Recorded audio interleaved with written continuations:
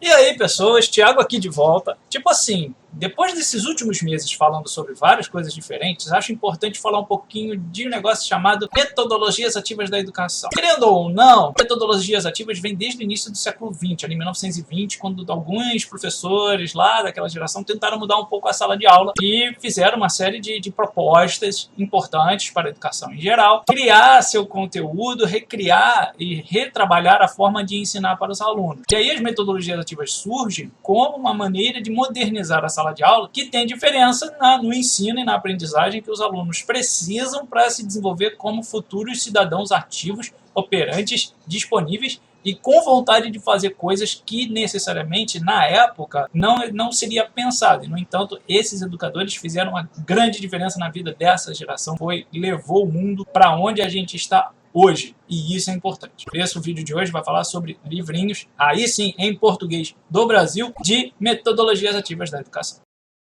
Vamos lá.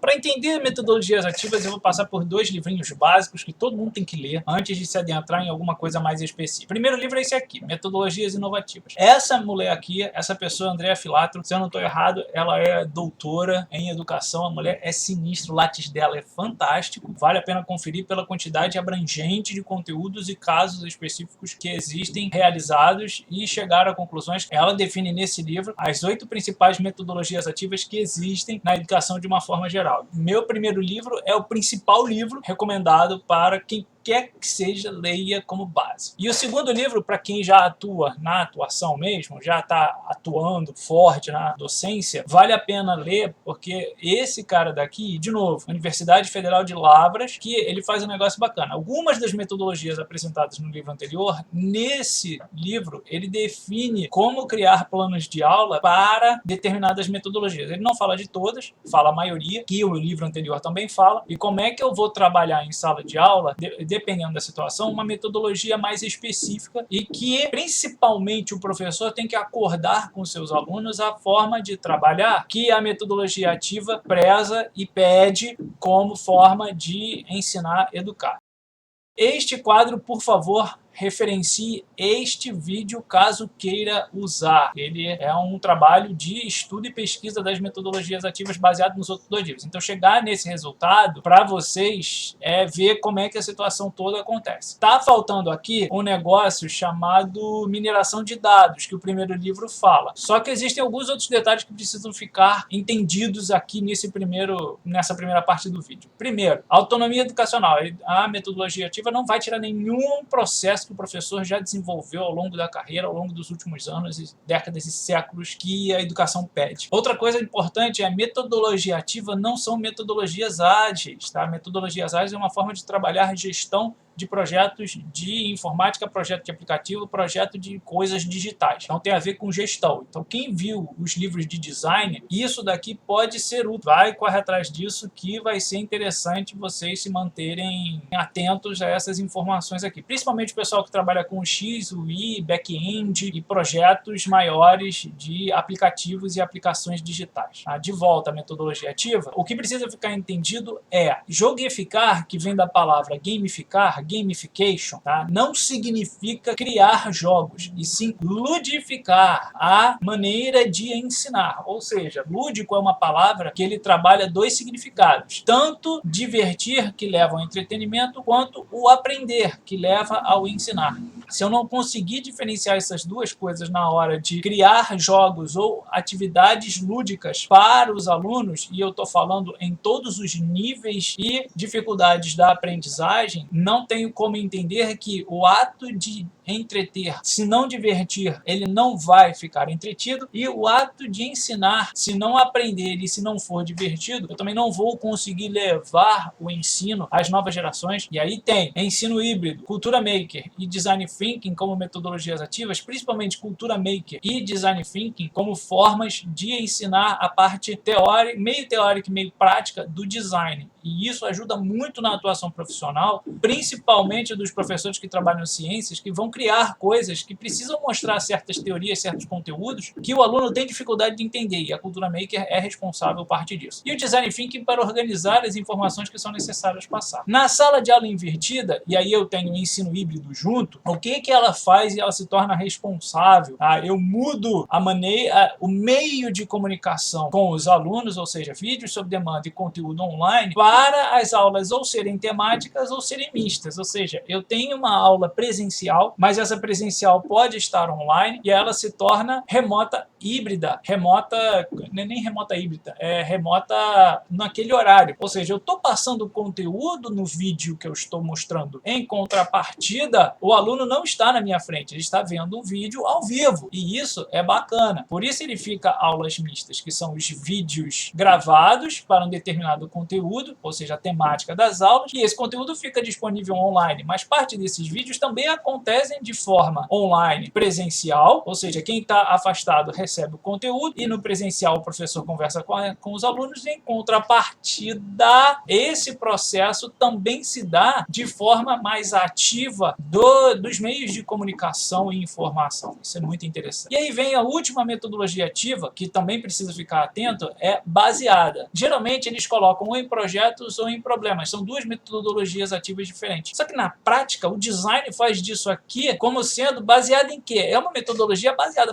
em qual coisa? Em problemáticas ou projetação. Se eu estou projetando alguma coisa, eu vou chegar num objetivo específico. E se eu estou com problemas, como é que eu resolvo esses problemas? Então, a aprendizagem baseada em projetos ou problemas, no final das contas, vão estar interligadas, intercaladas no meio do processo. Esse processo de eu tenho um projeto a desenvolver com problemas a serem resolvidos é que faz a aprendizagem baseada. Por favor, não confunda baseada com baseado, tá? Não é essa a intenção, porque não faz sentido a aprendizagem baseado. Ops, meio estranho, né? Então, para a aprendizagem baseada em alguma coisa vai ser ou em problemas ou em projetos. E isso na graduação, junto com Cultura Maker, Gamificar e Design Thinking, é uma coisa muito legal que os alunos precisam entender que a atuação profissional, no final das contas, é uma questão de resolução de problemas aplicada à projetação de coisas, projetação de projetos dentro e fora das empresas, dentro e fora da sua atuação profissional. Por isso, essas 7 metodologias ativas são tão importantes, com um bracinho extra aqui falando sobre mineração de dados, que ficou faltando no projeto original, mas que vale a pena deixar mencionado aqui. Quem for trabalhar com informática, desenvolvimento de sistemas e de produtos digitais, sim, a mineração de dados vai trabalhar nesse ponto. Mineração de dados também vai cair em parte de análise de marketing, vai ter um pessoal aí de contabilidade, de economia e de administração que vai precisar desses dados para poder trabalhar de acordo com demandas que esses dados vão garimpar, identificar a partir dessa análise. E aí são os diferentes filtros que ocorrem no meio do caminho que vão direcionar essa mineração de dados. Se até agora esse vídeo não valeu o joinha para você, pô, qual foi, cara? Olha só o conteúdo, viu só o mapa aí de metodologias ativas aplicadas? É fantástico, né? Então, dá um joinha aí, pô, faz o professor aqui ficar feliz com o seu conteúdo, porque a comunidade precisa, né? A comunidade de professores precisam disso. E vamos fazer isso crescer, vamos fazer a gente chegar mais longe. Só com a educação o país cresce. Então, bora aproveitar a oportunidade de aprender coisas sobre educação, beleza? Para também entender o que, continuando aqui nas metodologias ativas nos livros, é bem bacana entender como eu ia especificar qual metodologia agir. Então, gamificar, que no caso é ludificar, traduzindo ao pé da letra, não é jogificar, é ludificar, fica melhor aplicado na questão de educação. Eu tenho Educação Criativa, esse livro aqui me deixou surpreso por algumas coisas que tem dentro dele, são vários artigos que são mostrados no meio do caminho. Essa leitura aqui é fantástica para quem quer aprender coisas relacionadas a metodologias ativas e projetos que foram realizados e viraram documento oficial de divulgação de trabalhos. Isso daqui é uma publicação muito bacana. O Ensino Híbrido, junto com Sala de Aula Invertida, são 2 livros que meio que se interligam e intercalam. Se precisar de uma coisa mais específica ao híbrido, vai ter. Se precisar de alguma coisa mais específica da Sala de Aula Invertida, vai ter. São 2 livros que valem a pena. Esse livro eu li, o híbrido ainda não terminei. E tem esse cara aqui, José Morin. A Lilian Bach é a autora do primeiro primeiro livro lá atrás no vídeo. Só que o José Morin é um dos caras que mais trabalha metodologia ativa e documentação de metodologias ativas no Brasil. Então vale a pena ficar de olho nesse livro aqui também. E dentro da mesma linha, tenho esse daqui, Metodologias Ativas no Ensino Superior, porque bate com o trabalho que eu faço na graduação, para a graduação. E se eu vou estar junto da publicidade, propaganda, jornalismo, design, independente de qual seja o curso, a metodologias ativas focadas no ensino superior vai cair obrigatoriamente na questão de aprendizagem baseada em projetos, em problemas e problemáticas, desafios que essa atuação profissional tem, e eu preciso preparar os profissionais, eu e todos os outros professores, precisamos preparar os profissionais para a atuação com relação aos problemas que eles vão encarar, e essas metodologias ativas funcionarem para esses profissionais conseguirem sair do marasmo que algumas vezes acabam caindo, é uma forma de modernizar, dinamizar, diversificar e melhorar a educação de uma maneira geral.